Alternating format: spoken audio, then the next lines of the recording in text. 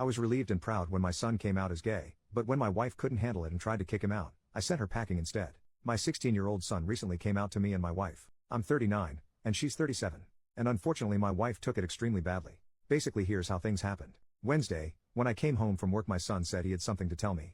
He was obviously fidgety about something, and after a bit of rambling he eventually told me he was gay. To be honest, I already knew.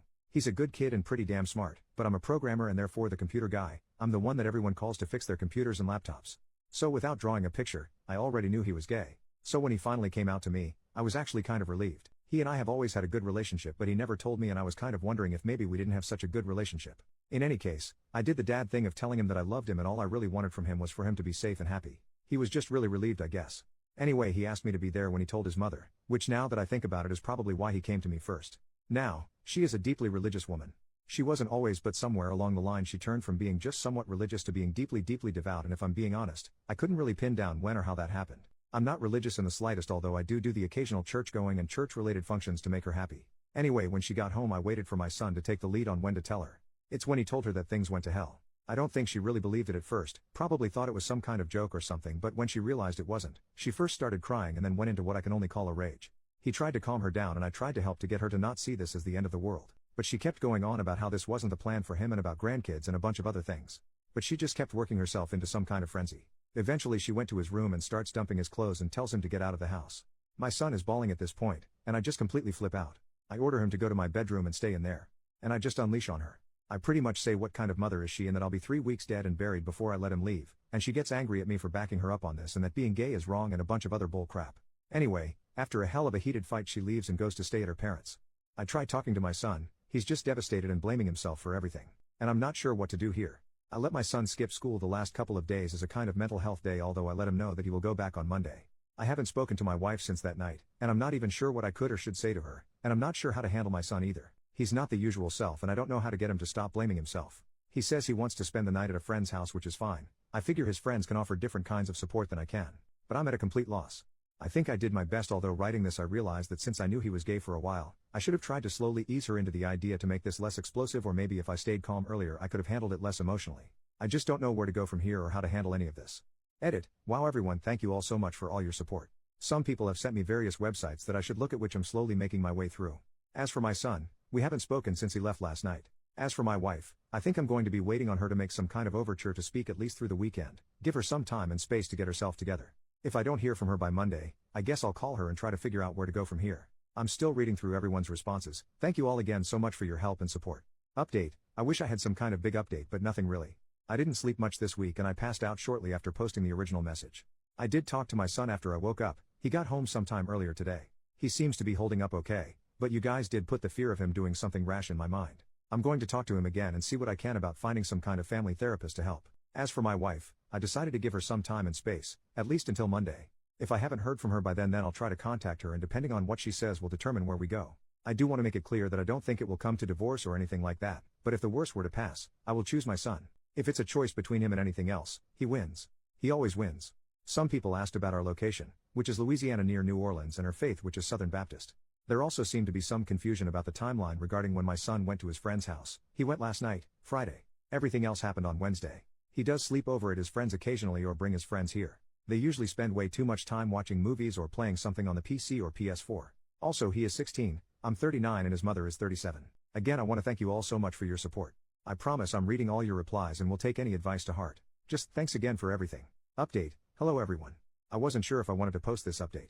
I'm not one of someone who really feels the need to post everything about their lives on the internet, but some of you are so kind and supportive that I don't want to leave you hanging. I guess I'll start with my son. You all really put the fear of him hurting himself into my head. So I ended up talking to him about it in what I can only describe as the most miserable conversation of my entire life. I talked to him about how much I love him, how I always want him here, and he's the most important thing in the world to me and I don't know what I would do if he were gone. Then, I gave him one of my business cards. It has my work number on it obviously, but I also wrote my cell number on it in case he doesn't have access to his phone to remember what it is, but also had the number from the Trevor Project which someone is kind of enough to tell me about, as well the number from the National Suicide Prevention Hotline. I told him please put the card in his wallet and if he ever feels like he's going to hurt himself to please call me or one of those other numbers.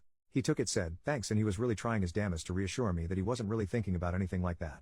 We only had one more real heart-to-heart conversation that same exact night actually. I was in the living room trying to find something to watch on Netflix or Hulu when he approached me. He kind of sat there for a while and then apologized for making me worry and for starting everything that's happened. I tried my best to shut that down as hard as I could. I told him he didn't have anything to apologize for, that nothing that is going on is his fault, that he was only doing what I've always told him to do, which is be honest with me, and that's what he did, and that I'm proud of him. I know I'm probably sounding like a broken record to him at this point, but I really feel like I need to hammer that home. I did bring up that I was thinking of us going to some family counseling. To be honest, I was actually expecting a lot of pushback here. That he would think I was trying to fix him or something. But nothing, he seemed okay with it. The rest of the night was really nice, just us watching TV together and just talking about nothing. The rest of the week with him I tried my best to keep things as normal as possible for him, just like how it would be otherwise. I really wanted to give him a sense of normalcy. Other than him spending a lot more time in the living room watching TV with me instead of in his bedroom, things are okay, I guess. He's still not himself, but he's more himself than he was last week. And I'm not sure if he's spending more time with me cause he wants to be sure I'm around, or he wants to reassure me, or if he just wants access to the bigger TV in the living room. A few of you did mention that I should do what I can to remind him that our house means it's his house too. So I told him to invite his friends to stay over this weekend, which they are. Actually, just dropped them all off at the movies a while ago. They are going to go watch something, then get something to eat afterwards and call me to pick them up. But yeah, I'm just trying to help him get to normal. As for my wife, things didn't go well. I did call her late on Monday after my son went to bed. I will also admit that while I do love her, I was also very upset with her. I was trying to give her time and space to process things, and I know it's not fair to get more angry with someone that you are purposely giving space to be less angry, but I was not happy that I was the one that had to do the reaching out first. But I tried put that aside and wanted to know where her head was at. I knew there were going to be things we needed if we were going to find a way to get past this. So I kind of made a list of them in my head. The first is we all needed to go to family counseling, and I had to be the one that choose who the counselor was. Next was that she had to find some way to get past the gay thing, whether it be therapy or prayer or whatever, I don't care, but she needed to find a way to just deal with it. And third, she needed to find a way to make it up to him, and again, I don't care how. I feel like this was a reasonable list. Anything else would be up for discussion, but I was going to die on those hills. And when we talked Monday, she agreed he needed counseling, however she felt we should go to one sponsored by the church. I told her that was off the table. I wanted a counselor who could be neutral and who I could trust when left alone with him. And we circled this point until nearly 3 a.m. So we decided to pick this up again on Tuesday, where we had the exact same discussion until very late in the night. And then we did all again on Wednesday. Wednesday night I told her that we needed to do this in person and finally get somewhere with this. So Thursday morning, I told my son I was going to be very late coming home, left him some money to order a pizza and told him that he and his friends could start their weekend shenanigans a day early if they liked. And then after work on Thursday, I went over to her folks and we tried to have this talk again. And we got nowhere with it. I just refused to go to someone I can't trust. So sometime later, I don't know, I guess I let go. I just gave up. I broke. I just couldn't freaking do it anymore. I just couldn't keep circling that freaking wagon anymore. I know you shouldn't make life-altering decisions when you've only had maybe 8 hours of sleep spread over about 9 days and none of it in intervals greater than 20 goddamn minutes. But I was just done. I just couldn't do it anymore. I tried, I really did. I really wanted to make it work. We were together since college and I do love her, but I just can't do it. I can't create a situation where my son could be hurt, especially now. I have to be there for him, someone has to be. So I said it's probably for the best that we stay apart and I would bring her the rest of her things over this weekend, and I left. I went to Walmart, grabbed some boxes, cried for about half an hour in my car, and then went home. I got home at some ungodly hour to find a couple of my son's friends asleep on my couch. I realized that when I told my son to invite his friends, I meant to spend the day, and he thought I meant to spend the night. I ordinarily don't like having other people's kids in my house during a school night, but whatever, I blame myself for not being clearer. I couldn't sleep last night, I was quite literally too tired to sleep. So I waited until the time my kid goes to school. Woke them all up, made them all breakfast, sent them all off to school, sent my boss an email taking a sick day, and then finally fell asleep for about 10 hours. Which brings me to now where I drove my kid and his friends to the movies. I've decided I'm not ever going to tell my son about some of the things she said when we were talking. I don't want to make him feel worse, and I do actually want them to have some kind of relationship in the future, and I don't feel any need to add poison to the well. As for now, I'm going to go do something to get my mind off things, maybe play a game or watch TV or just browse Reddit until I need to pick them up. I do actually want to thank everyone again for all your messages. I think I've read and reread every message a half a dozen times. It was nice to see so many good people. A lot of your stories were really heartbreaking. I'm really sorry you had to go through that. I wish you had someone in your corner.